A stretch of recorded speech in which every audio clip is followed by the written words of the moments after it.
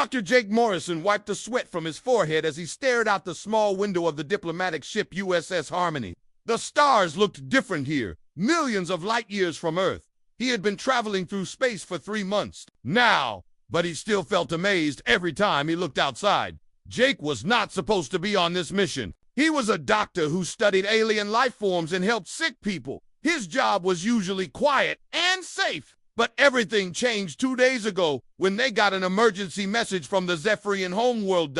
The message was simple but scary. The Zephyrian queen was dying, and no one knew how to save her. Ambassador Lisa Carter walked into the medical bay where Jake was checking his equipment. Lisa was a tall woman with gray hair who had been dealing with aliens for 20 years. She looked worried, which made Jake feel nervous too. "Jake, we need to talk," Lisa said as she sat down across from him. "The situation is worse than we thought." Jake put down his medical scanner and looked at her. "How bad is it?" "The Queen collapsed 3 days ago during peace talks with the Galactic Council.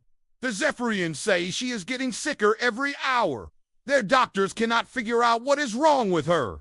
Jake knew this was serious.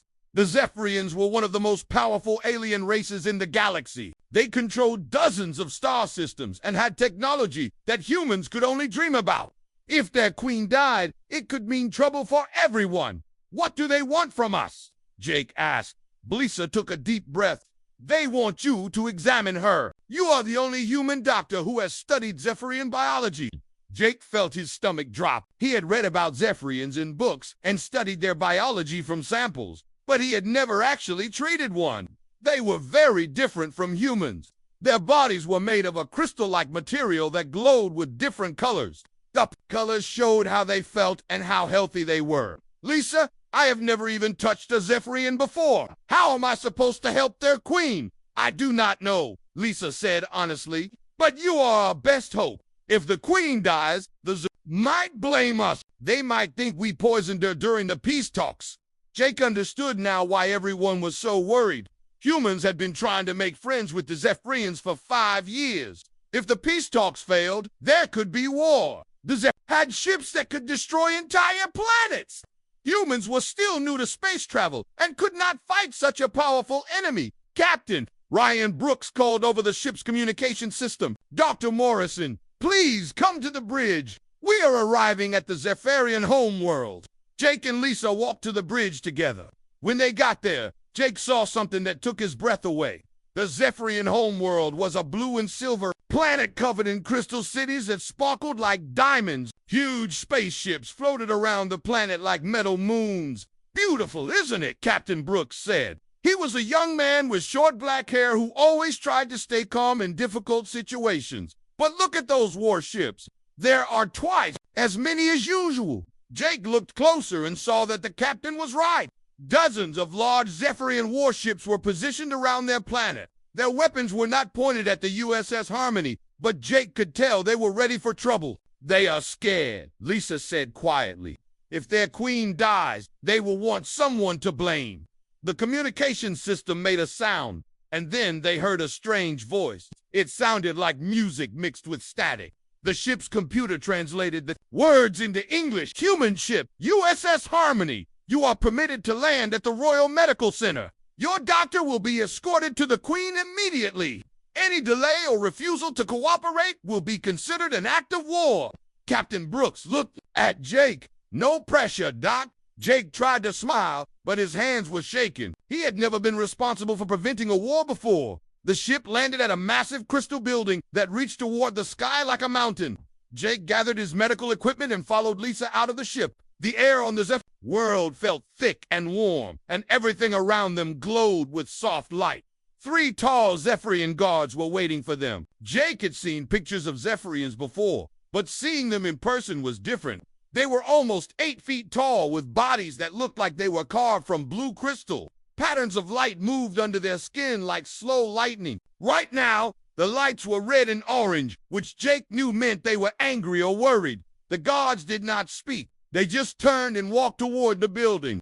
Jake and Lisa followed them through halls made of crystal that bent and twisted, light in beautiful ways. Other Zephyrians watched them pass, their body lights flickering with curiosity and fear. They stopped at a huge door covered in symbols that glowed and changed colors. One of the guards turned to face Jake. When it spoke, its voice sounded like, "Wind chimes, human doctor, you will examine our queen. But know this, no outsider has ever touched the royal bloodline. To touch the queen without permission means death for you and war for your people." Jake felt his mouth go dry. He looked at Lisa, who nodded encouragingly. "I understand," Jake said. "I just want to help her." The guard's lights flickered from red to yellow, which meant it was thinking. The queen is beyond our help. Her light grows dim. If she dies, many will die with her. The door opened with a sound like singing crystal. Inside was the most beautiful room Jake had ever seen. The walls, floor, and ceiling were all made of clear crystal that sparkled with rainbow colors. In the center of the room was a bed made from a single piece of blue crystal. On the bed lay Queen Vexara.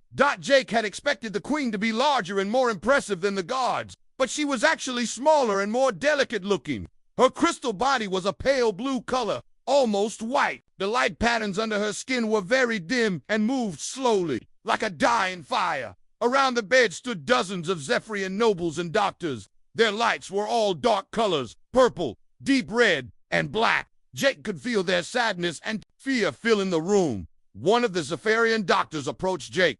This one was different from the others. Its crystal body was green instead of blue, and it wore symbols that Jake guessed meant it was very important. "I am High Counselor Thekmar," it said. "I speak for the queen when she cannot speak for herself. You may observe her condition, but you may not touch her. This is our law." Jake nodded and moved closer to the bed. Even from 3 feet away, he could see that the queen was very sick. Her breathing was shallow and quick. Strange crystal growths were spreading across her body, like a disease. Her light patterns were not just dim, they were chaotic and wrong. Jake had studied Zephyrian biology for years, but he had never seen anything like this. The queen's body was trying to fight something, but it was losing. "How long has she been like this?" Jake asked. 3 days, Thekmar replied. "It started during the peace talks. She suddenly collapsed and has been getting worse ever since." Jake wished he could use his medical equipment on the queen, but he knew the Zephyrians would not allow it. He could only watch as the queen's life slowly faded away. Time was running out, and Jake had no idea how to save her without breaking the most sacred law of an entire civilization. Jake stood as close to the queen as the Zephyrian guards would allow. He held his medical scanner in his hands, but it was not giving him useful information. The device was made for human bodies, not alien crystal ones. He could see the queen's chest moving up and down with each weak breath, but that was all. "Can you tell me exactly what happened when she collapsed?" Jake asked High Counselor Thekmar. The green crystal beam's lights flickered as it remembered. The queen was speaking. With the Galactic Council about mining rights on our outer worlds, she was strong and healthy. Her lights were bright gold, which means she was confident and happy. Then suddenly, she grabbed her head and fell to the floor. Her lights went dark immediately. Jake wrote notes on his tablet. The symptoms sounded familiar, but he could not place them yet. He had treated thousands of patients on Earth, and something about this felt like a condition he had seen before. "Has anything changed on your planet recently?" Jake asked. "New food, new technology. Anything different in the last few months?" Thekmar's lights shifted to orange, which Jake knew meant confusion or uncertainty. "There is one thing. We began mining operations on our third moon 6 months ago. We found new crystals there that we had never seen before, but our scientists tested them and said they were safe." Jake made another note. Environmental poisoning was always a possibility when new substances were introduced to a world, but he needed more information. "Can I see your medical scans of the queen?" Jake asked. Another Zephyrian doctor, this one with pale yellow crystal skin, stepped forward. "I am Chief Medical Officer Kethva. Here are our scans." The doctor held up a crystal tablet that projected images into the air. Jake studied the floating pictures carefully. The Zephyrian technology was amazing, but their medical knowledge was very different from human medicine. They understood crystal biology perfectly, but they seemed to think of illness as an imbalance of light rather than a problem with organs or systems. "These crystal growths on her body," Jake said, pointing at the images. When did they start? Appearing 2 days ago, HFY replied. They grow larger every hour. We have tried to remove them, but they return immediately. They seem to be part of her body now. Jake looked more carefully at the crystal growths. They were not random. They were appearing in specific patterns across the queen's body. It looked almost like her body was trying to build some kind of armor or protection. What if these growths are not the disease? Jake said out loud. What if they are her body's way of fighting the disease? The Zephyrian doctors looked at each other with confusion. Their lights flickered between different colors as they discussed this idea in their own language. Jake could not understand their words, but he could see they had never thought of illness this way before. Captain Brooks' voice came through Jake's communication device. Doc, we have a problem up here. Zephyrian warships are moving closer to our position. I count at least 50 ships now, all with weapons powered up. How much time do you need? Jake looked at the dying queen and then at the worried faces of the Zephyrian nobles around her bed. I need more time than we probably have. Captain, High Counselor Dekmar heard this conversation. Its lights turned deep red, which Jake knew meant anger. Your captain is correct to be worried. If our queen dies, my people will believe humans are responsible. War will follow immediately. But we are trying to help her, Jake said. Why would we want to hurt her? Some of my people believe humans want to weaken us before taking our territory. The queen's illness started during peace talks. This seems too convenient to be an accident. Jake realized the impossible situation he was in. If he failed to save the queen, humans and Zephyrians would go to war. Millions would die. But to save her, he might need to break their most sacred law by touching her. He turned back to study the queen more carefully. Her breathing was getting weaker. The light patterns under her crystal skin were almost completely dark now. Jake estimated she had maybe 6 hours left to live, probably less. Something about her condition kept bothering him. The way the crystal growths were positioned, the pattern of her breathing, the way her body was reacting. It all reminded him of something from his medical training on Earth. Then it hit him. 3 years ago, he had treated a human patient with similar symptoms. The man had been exposed to a rare metal at his job and had gotten very sick. His body had tried to protect itself by building up calcium deposits around the poison. The deposits looked like the crystal growths on the queen's body. Vikmar, Jake said urgently. The new crystals from your third moon, where do they go after you mine them? They are processed into energy cells for our cities. The wastewater from the processing plants goes into our planetary water system after being cleaned. Jake felt his heart race. What if the cleaning process is not removing everything? What if there are trace amounts of those new crystals getting into your water supply? The Zephyrian doctors looked confused. But the crystals are not poisonous. We tested them thoroughly. Maybe they are not poisonous to regular Zephyrians, Jake said. But what if they are poisonous to the royal family? Is there anything different about royal Zephyrian biology? HFY's lights suddenly flashed bright white, which Jake had never seen before. The royal bloodline has enhanced crystal density. In their bodies, it makes them stronger and gives them longer lives. But it also makes them more sensitive to certain substances. Jake nodded excitedly. That's it.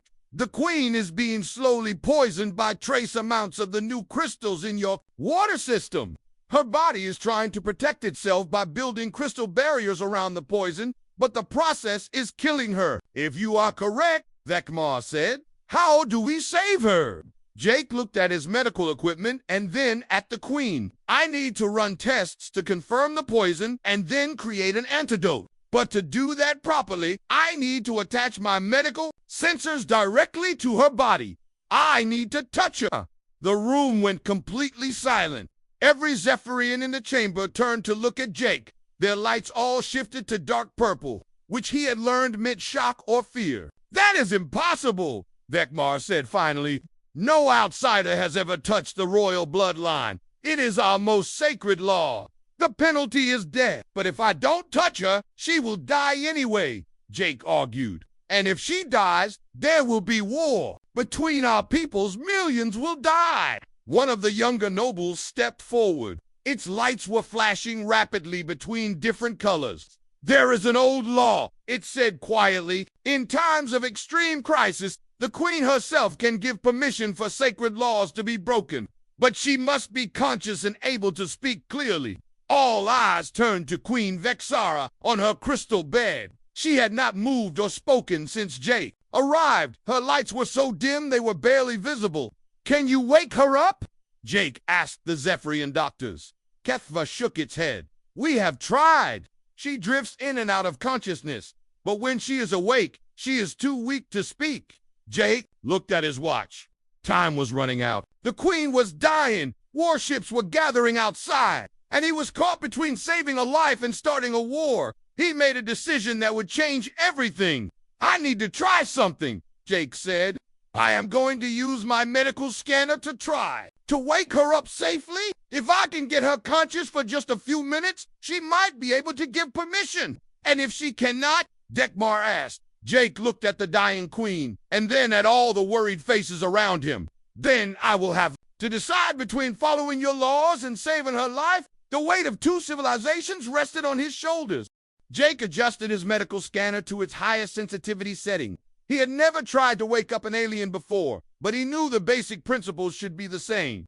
The scanner could send gentle electrical pulses that might stimulate the queen's nervous system without hurting her. "What are you doing, High Counselor?" Vekmar asked. Its crystal body was glowing with nervous orange light. "I am going to try to wake her up using sound and light waves," Jake explained. "My scanner can produce frequencies that might reach her consciousness without touching her body." The Zephyrian doctors watched carefully as Jake pointed his scanner toward the queen. He started with low-frequency sounds, similar to the musical tones he had heard in Zephyrian speech. The scanner hummed softly as it projected the sounds toward the queen's crystal form. For a moment, nothing happened. Then, very slowly, the queen's dim lights began to flicker, slightly brighter. "It is working," whispered Chief Medical Officer Keth. "Her life patterns are becoming stronger." Jake increased the frequency gradually. The queen's breathing became a little deeper. Her crystal body began to show faint traces of blue light moving under the surface. "Your Majesty," Vekmar called, softly in the Zephyrian language, "can you hear us?" The queen's eyes opened slowly. They were like looking into pools of liquid starlight. She turned her head slightly toward the sound of Vekmar's voice, but her movements were weak and shaky. "My queen," Vekmar continued, "the human doctor believes he can save your life, but he needs to touch your body to do his healing work. Do you understand?" Queen Vexara's lights flickered as she tried to focus. She looked at Jake with her strange, beautiful eyes. When she spoke, her voice was barely a whisper, but the translation device made her words clear. "The human doctor," she said slowly, "you have come far to help me." Jake stepped a little closer, being careful not to cross the invisible line the guards had set. "Yes, Your Majesty, I think I know what is making you sick, but I need to use my medical equipment on your body to be sure and to create the right medicine."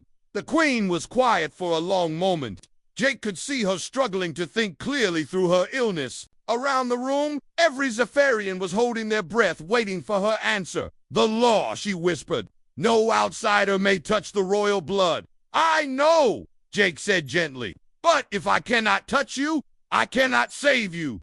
And if you die, there might be war between our peoples." Captain Brooks' voice crackled through Jake's communication device again. "Doc, the situation up here is getting worse. More ships keep arriving. I count over 80 Zephyrian warships now. They are demanding updates every 10 minutes. The queen heard this, and her lights pulsed with what Jake thought might be sadness. "War?" she said softly. "My people are afraid. They think humans want to destroy us." "We don't want war," Jake said. "We want peace. We want to be friends with your people. But I need your permission to help you." The queen closed her eyes for a moment. When she opened them again, they seemed clearer and more focused. "Tell me exactly what you need to do." Jake explained his theory about the crystal poisoning and how he needed to attach sensors to her body to confirm it. He told her about the antidote he could create if his tests were correct. He was honest about the risks and the fact that no human had ever tried to treat a Zephyrian before. "You would risk your life for mine?" the queen asked. even though we are strangers from different worlds. It is what doctors do, Jake said simply. We help sick people, no matter who they are or where they come from. The Queen looked around the room at her advisors and doctors. What do you counsel that? The High Counselor's lights were cycling through many colors as it thought. My Queen, the law is clear, but you are dying, and conventional treatment has failed. Perhaps there are times when old laws must bend to save lives. Some of the other nobles began to glow with angry red light. One of them stepped forward and spoke rapidly in the Zephyrian language. Jake could not understand the words, but the tone was clearly upset. Lord Vector believes this is a human trick, Dekmar translated. He thinks they poisoned you and now pretend to offer a cure to gain our trust. That makes no sense, Jake said, frustration creeping into his voice. If we wanted to hurt you, why would I risk my life trying to save you? The Queen raised one weak hand, and the room fell silent. I have lived for 300 of your Earth years, she said to Jake. In that time, I have learned to read the hearts of many beings. You have a healer's heart. I can see it in the way you look at me, not as a powerful queen, but as a patient who needs help. She paused to catch her breath before continuing. I give you permission to touch me and use your healing tools. But know this, if you are lying, if this is some human plot, you will die slowly and painfully. Jake nodded solemnly. I understand, Your Majesty. I will not let you down. He approached the crystal bed carefully. The Zephyrian guards stepped back but kept their weapons ready. Jake could feel the tension in the room like electricity in the air. I am going to start by putting my hand on your forehead, Jake explained. This will let me check your basic life signs. Then I will attach some small sensors to your body. The Queen nodded weakly. Do what you must. Jake took off his medical gloves and slowly reached out his hand. The moment his bare skin touched the Queen's crystal forehead, something incredible happened. A brilliant flash of white light filled the room. Every Zephyrian in the chamber gasped and stepped backward. The Queen's entire body suddenly blazed, with light brighter than Jake had ever seen from any Zephyrian. But instead of pulling away, Jake kept his hand in place. Through the contact, he could feel something amazing happening. His medical scanner, which had been giving unclear readings before, suddenly came alive with precise information about the Queen's condition. This is impossible, he whispered. I can read all your vital signs now. It is like our bodies are communicating directly. The Queen's eyes were wide with surprise. I can feel your life force, she said. It is warm and strong. It is making me stronger too. Jake looked at his scanner in amazement. The readings were clear now. He could see exactly what was wrong with the Queen's body. The crystal poisoning was worse than he had thought, but now he knew exactly how to treat it. The mineral from your third moon, he said excitedly. It is called selenium compound 7. It is harmless to regular Zephyrians, but deadly to anyone with high crystal density in their body structure. Your royal bloodline has 20 times more crystal than normal Zephyrians. Through the physical connection, Jake could feel the Queen's relief at finally having answers, but he could also feel how weak she was becoming. The poisoning had spread throughout her system. Can you cure it? She asked. Jake smiled for the first time since arriving on the planet. Yes, I can, but we need to work fast. Around them, the Zephyrian court watched in amazement as human and alien worked together in a way no one had ever thought possible. The touch that should have meant death had instead brought hope for life. Jake kept his hand on the Queen's forehead as he worked with his medical equipment. The connection between them felt strange but wonderful. He could sense her heartbeat, her breathing, even her thoughts about the healing process. It was like they had become one person with two bodies. I can feel what you are doing, Queen Vexara said softly. Your mind is so different from ours. You think in pictures and numbers. We think in colors and music. Right now, I need you to stay as still as possible, Jake said as he prepared his portable laboratory. I am going to take a small sample of the poison from your body and create an antidote. Through their connection, Jake could feel the Queen's trust in him. It made him more determined to save her life. He had never felt such responsibility before. Using a tiny needle, Jake carefully extracted a small amount of fluid from one of the crystal growths on the queen's arm. The moment he touched the growth, both he and the queen could feel the poison burning like acid. "That hurts," the queen whispered, but she did not pull away. "I know," Jake said gently, "but this sample will help me make the medicine that will save you." Jake placed the sample in his analyzer and waited for the results. While the machine worked, he kept his hand on the queen's forehead to maintain their connection. Through this link, he could monitor her condition in real time. High Counselor Dekmar stepped closer, its lights flickering with curiosity and hope. "How is this possible? No two species have ever been able to connect like this before." "I do not know," Jake admitted. "But it feels natural, like we were meant to work together this way." The analyzer beeped softly, and Jake looked at the results. His theory was correct. The queen had been slowly poisoned by selenium compound 7 for months. The poison had built up in her system until it reached dangerous levels during the stress of the peace talks. "The good news is that I can neutralize the poison," Jake told everyone in the room. "The bad news is that it will take time to create the antidote, and we need to work fast." Captain Brooks called again through the communication device. "Doc, I hate to pressure you, but we have a serious problem. Admiral Zethka of the Zephyrian Fleet is demanding to speak with their queen immediately. If she cannot respond in the next hour, he says they will assume she is dead and begin attacking human ships." Jake felt the queen's distress through their connection. Her lights dimmed with worry. "My people are frightened," she explained. "Admiral Zethka lost his son in a battle with space pirates last year. He believes all aliens are dangerous. If he thinks humans have killed me, he will not listen to reason." "Then we need to let him see that you are alive," Jake said. "Can you speak to him while I work on the antidote?" The queen tried to sit up, but she was too weak. "I can barely speak above a whisper." "He will not believe I am truly alive unless he can see my lights at full strength," Jake thought quickly. Through their connection, he could feel his own energy flowing into the queen's body. It was making her stronger, but not strong enough. "What if I share more of my energy with you?" Jake asked. "Just enough to let you speak to your admiral." "Is that possible?" Chief Medical Officer Kethva asked. "And is it safe for both of you?"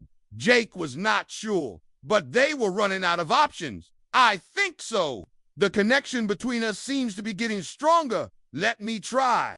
Jake placed both hands on the queen's crystal body and concentrated on sharing his life energy with her. Immediately, her lights began to grow brighter. Colors that had been dim for days started to shine with renewed strength. The queen sat up slowly, her body glowing with beautiful blue and silver light. For the first time since Jake had arrived, she looked like the powerful ruler she was meant to be. "Contact Admiral Zethka," she commanded in a strong, clear voice. A large crystal screen appeared in the air above them. On it was the face of a Zephyrian military officer whose lights were flashing angry red and orange. "My queen," Admiral Zethka said, his voice filled with relief and surprise.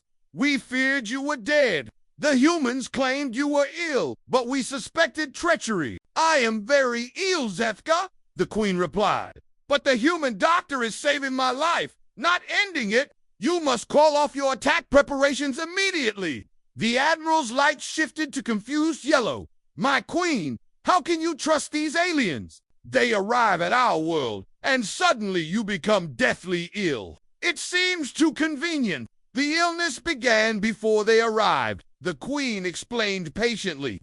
"Dr. Morrison has discovered that I am being poisoned by minerals from our new mining operations. He is creating medicine to cure me as we speak."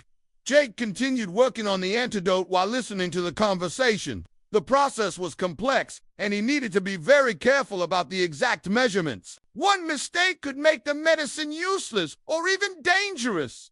Through his connection with the queen, Jake could feel her energy starting to fade again. Sharing her strength with him and maintaining the communication was exhausting her.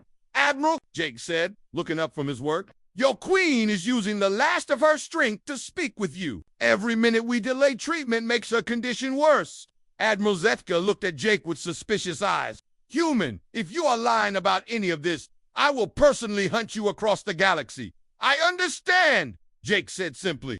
"But right now, your queen needs medicine. not threats. The Queen placed a weak crystal hand on Jake's arm. Through their connection, he felt her gratitude and trust. It gave him the strength to keep working despite the pressure. Zefka, the Queen said, I am ordering you to stand down your ships and allow the humans to work. Dr. Morrison risked his life to help me when he could have stayed safe on his ship. The Admiral was quiet for a moment, studying both the Queen and Jake.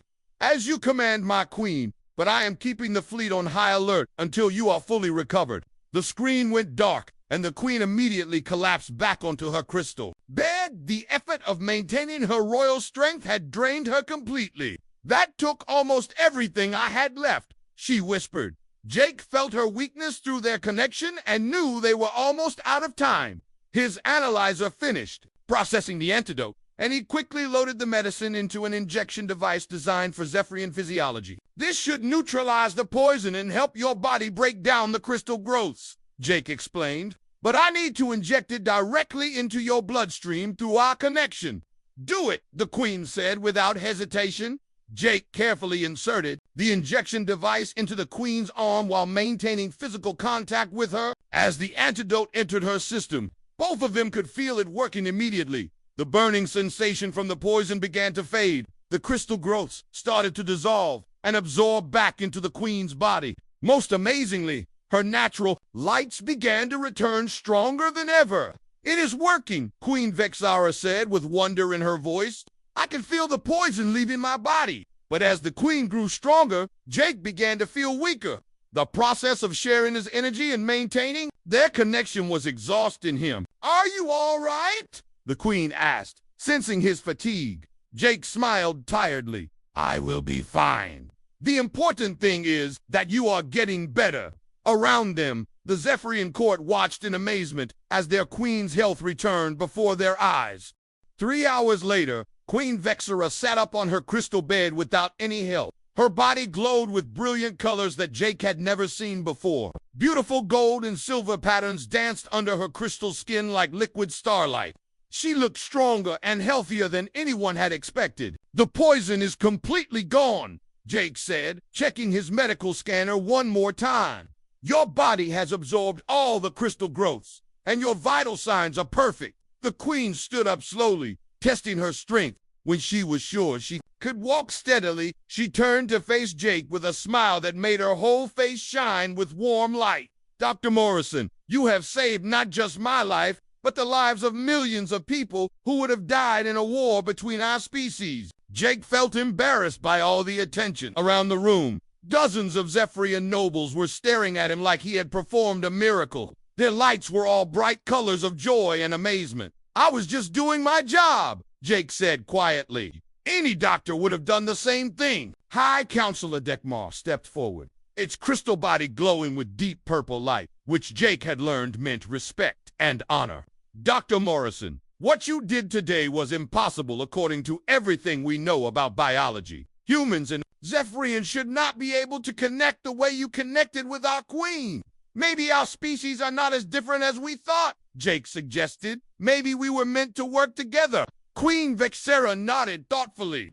There are old stories in our history, tales that most people believe are just myths. They speak of visitors from distant stars who could share life energy with our people. We called them the Warm Ones because their touch brought healing and comfort. Chief Medical Officer Kethva was studying the readings from Jake's medical equipment. Your Majesty, the data from this healing session is remarkable. The human's bioelectric field somehow synchronized perfectly with your royal bloodline. It should be scientifically impossible, but it happened, the Queen said firmly, and it saved my life. Captain Brooks called through Jake's communication device with much better news than before. Doc, I don't know what you did down there, but the Zephyrian fleet just powered down their weapons. Admiral Zefka says they are standing down from battle readiness. Jake smiled with relief. The Queen is fully recovered. Captain, the crisis is over. Outstanding work, Doc. Earth Command is going to want to hear about this immediately. Queen Vexara walked over to a large crystal table where several official-looking documents were waiting. Dr. Morrison, I would like to offer you a permanent position as Royal Medical Advisor to the Zephyrian Empire. You would be the first human ever to hold such a position. Jake was surprised by the offer. Your Majesty, I am honored, but I am not sure I am qualified for such an important job. You are the only being in the galaxy who can provide medical care to the royal bloodline, the Queen explained. Without you, if I become ill again, I could die. More importantly, what we discovered today could change medicine for both our species. Forever, Dekmar agreed enthusiastically. We must study this connection between human and Zephyrian biology. Think of the possibilities. Human doctors could help Zephyrian patients that our own doctors cannot treat. Perhaps Zephyrian healers could help humans in ways we have never imagined. Jake thought about the offer carefully. It would mean leaving Earth and living on an alien world far from his family and friends. But it would also mean being part of something historic, something that could bring two species together in peace. I would like to accept your offer, Jake said finally. But I would want to bring other human doctors here to study and learn. And I would want Zephyrian medical officers to come to Earth to work with our hospitals. Agreed, the Queen said immediately. We will create the first interspecies medical exchange program in galactic history. Over the next few weeks, news of Jake's miraculous healing spread throughout both human and Zephyrian space. Scientists from dozens of worlds wanted to study the biological connection that had made the healing possible. Politicians saw it as proof that different species could work together peacefully. Jake found himself busier than he had ever been in his life. He spent his days teaching Zephyrian doctors about human medicine while learning about crystal biology from them. He also worked with Queen Vexara to shut down the mining operations that had been poisoning her water. SUPPLY, Dr. Susan Wright, and Dr. Carl Jones were among the first human doctors to join Jake on the Zephyrian homeworld. They were amazed by the crystal healing techniques that Zephyrian doctors had been using for thousands of years.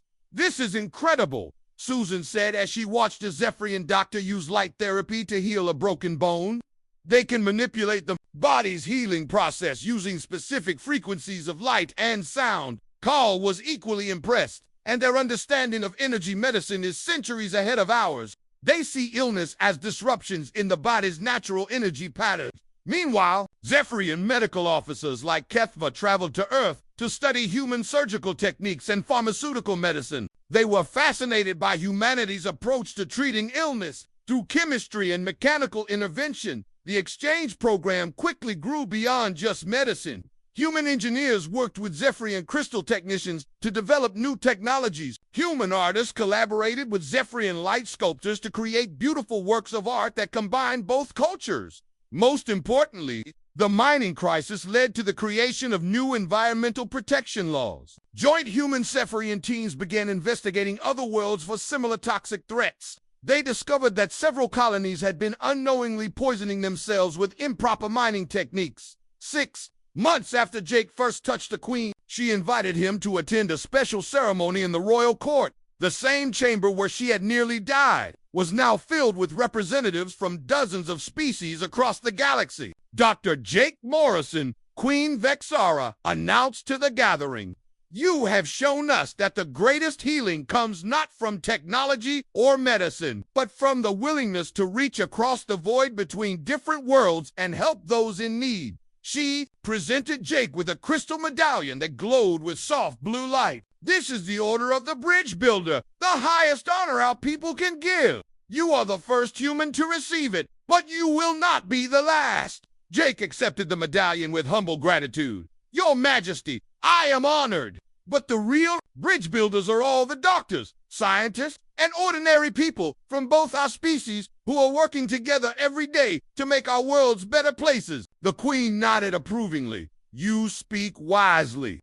The connection we discovered between our peoples is not just biological. It is a connection of compassion, curiosity, and the desire to help others. These are the qualities that will unite the galaxy." As Jake looked out at the diverse crowd of aliens and humans working together, he realized that his simple act of touching a dying alien queen had started something much bigger than anyone had imagined. The barriers between species were breaking down, replaced by understanding and cooperation.